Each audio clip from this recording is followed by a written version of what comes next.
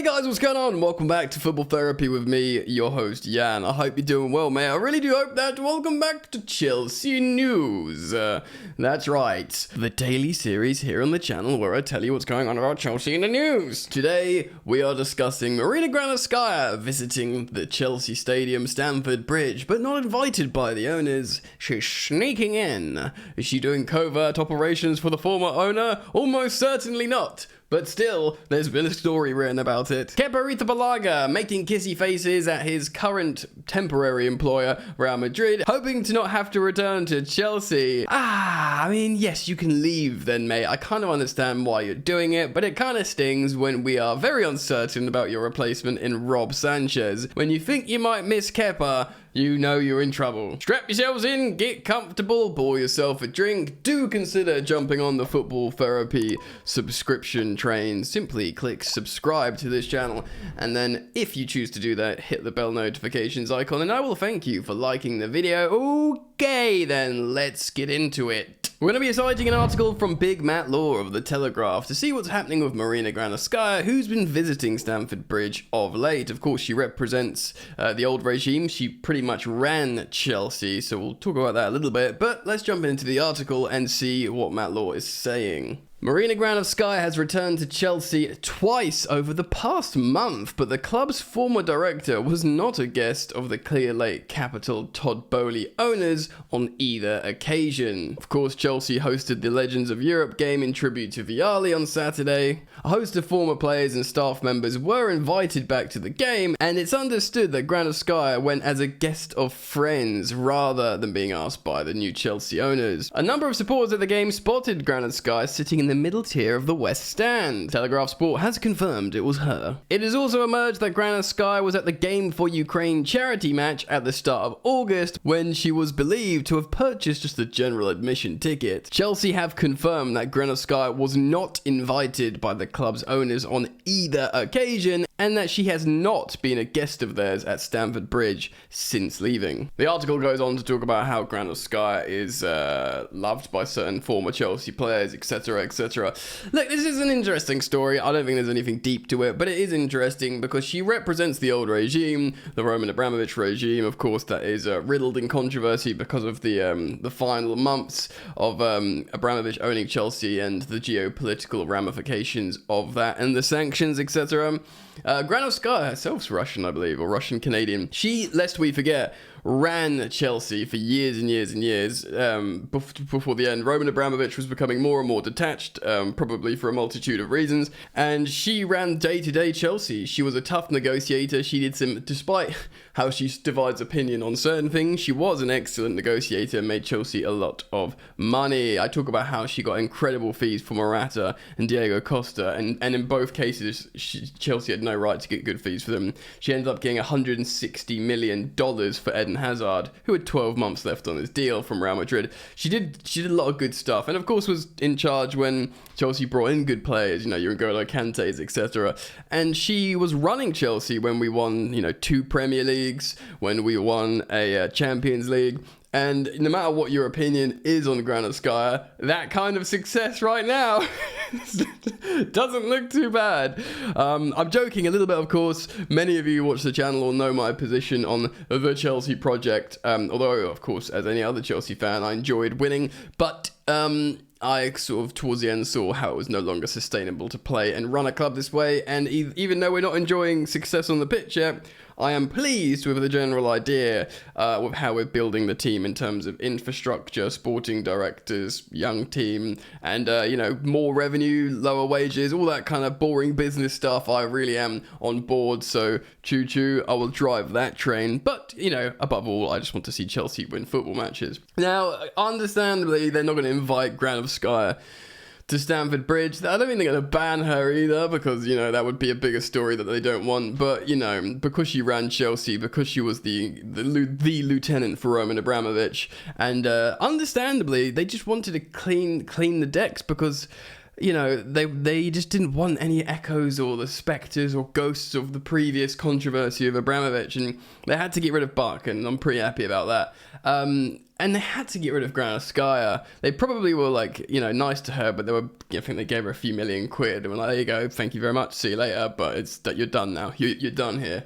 And I kind of get that. I kind of get it. I think it's good that she can go back and see the legends like John Terry, and of course people like Drogba love her still. So it's good that she can go back. We'll see. We'll see if they contact her and say, "Don't come back. We don't need this news story," or if there's you know, if it's all amicable. But you know, it's previous regime stuff. It's a story. It's in headlines, and we react to headlines here on Chelsea News. Jump on board. All right, we're going to move over now and talk about Kepa Arrizabalaga. We're going to cite an article in just a moment from Give Me Sport talking about Wagwan with the Spanish goalkeeper Kepa. Of course, recent news stories came out of him saying, you know, what was it when he played Real Madrid at Stamford Bridge? He wanted to go to the away dressing room and not the home dressing room. Right, you've really done a Romelu Lukaku there, haven't you?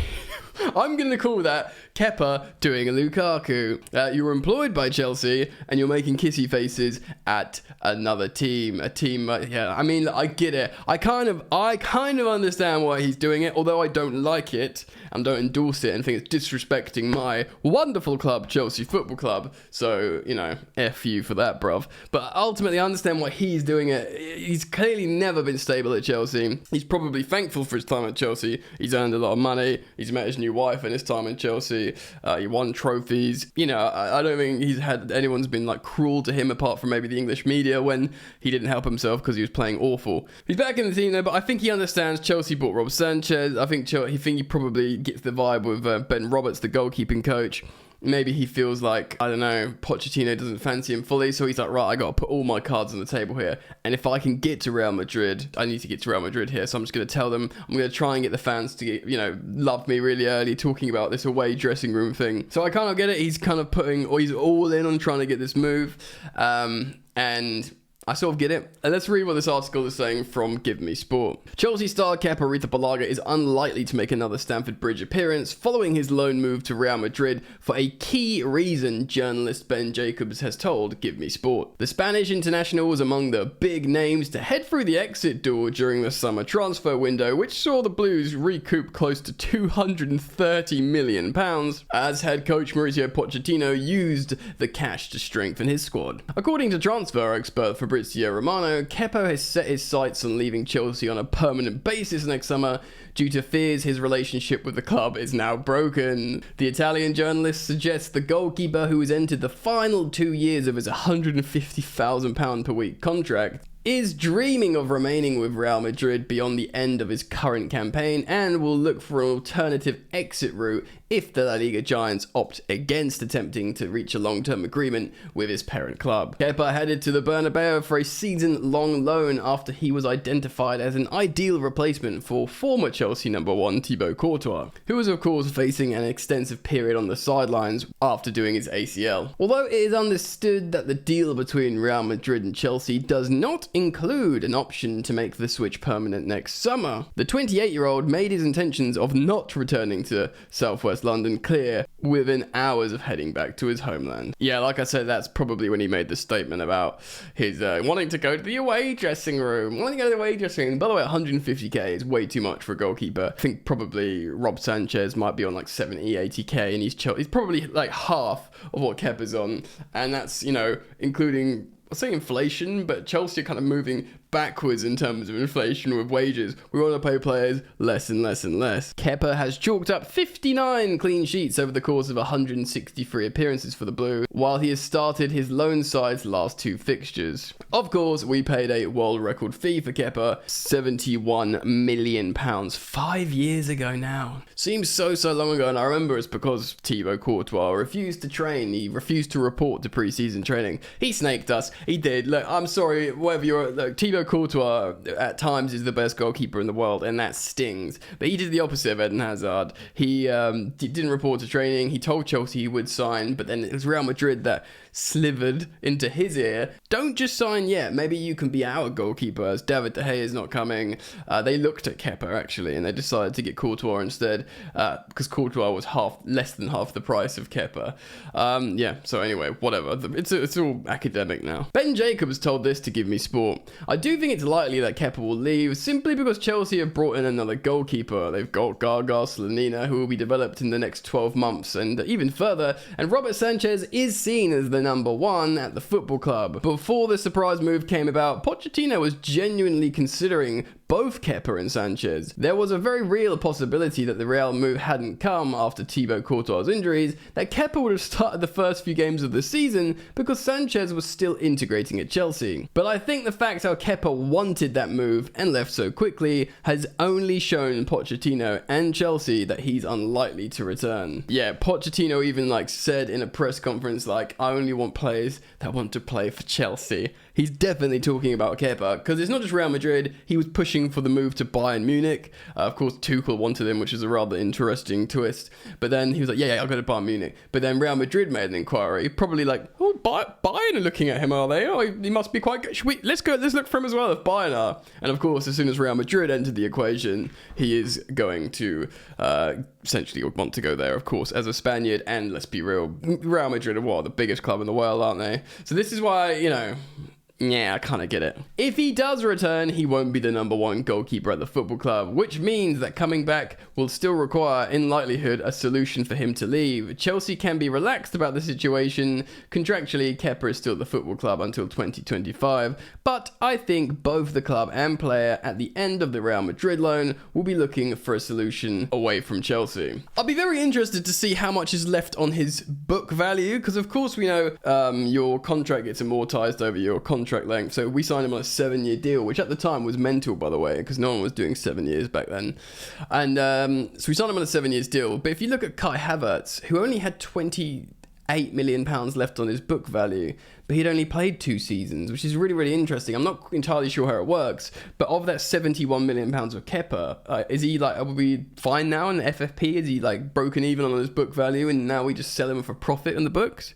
I don't know, I'm speculating. Is Sanchez an upgrade on Kepa? Well, Chelsea forked out 25 million quid according to Sky Sports. I actually believe that's including add-ons, should he meet them, to recruit Sanchez from Premier League rivals, Brighton and Hove Albion, just a matter of days before the campaign started. The 25-year-old headed to the capital with plenty of Premier League experience, having made 91 appearances in the competition. Take a look at this graphic in front of my face now. Pop! This is Robo Sanchez versus Kepa Arrizabalaga. And as you can see, Kepa probably has the strongest stats. Just look at the bottom 3 metrics. He's got a better clean sheet percentage. Granted, he's been playing for Chelsea and Sanchez for Brighton, but he's got a better save percentage, and he's got more saves per game. To be honest, it's not really great viewing this, is it? I think I've said that before on the channel. I did a Premier League comparison on the Premier League website, and the Kepa sort of trumped Rob Sanchez. But then again, Rob Sanchez was playing for not always a completely settled, but he wasn't playing for the free scoring, good defensive Brighton at the time. Lots of things to take into account. He's still quite young, and the coaches at Chelsea, of course, Pochettino's goalkeeping coach, and Ben Roberts will look at him saying he can get better. I'm still not personally convinced. I think probably Chelsea will possibly buy a new first-team goalkeeper. Sanchez won't be on that high wages. Sanchez cost, I think, basic 21 million. That can rise to 25. So the outlay is not big. It's less than Edouard Mendy. Also, we need to talk about Petrovic, who's been purchased as a number 2, but Chelsea believe, or certainly Petrovic's camp believe, he can become Chelsea's number 1. He's supposed to be better with his feet in terms of passing, which is interesting, seeing as he's coming from MLS, and the one who's not good at passing is a Spanish international, and you think tiki-taka goalkeepers should be able to pass. Anyway, let me know what you think. I will leave it there regarding Kepa, and of course, I'll be back every single day here on the channel, so please do subscribe and hit the bell if you want to be notified when I upload. And if you want non-Chelsea related content, I'd urge you to check out my sister channel, Football Yannick, which is just called Football Yannick on YouTube. Alright mate, I'm out of here. I'll see you later. You ain't so tough with that bad boy tuck. I'ma get it how I'm living, I'ma walk the walk. Outline my lines, I rap through thought. Body bag the verse, outlined in chalk. In my life seen trouble, hustle on the double. Silence on the trigger like my pick got a muzzle. Yo chick like to guzzle, bad boy stay in trouble. I only love this paper, sorry I don't. I laugh me, baby.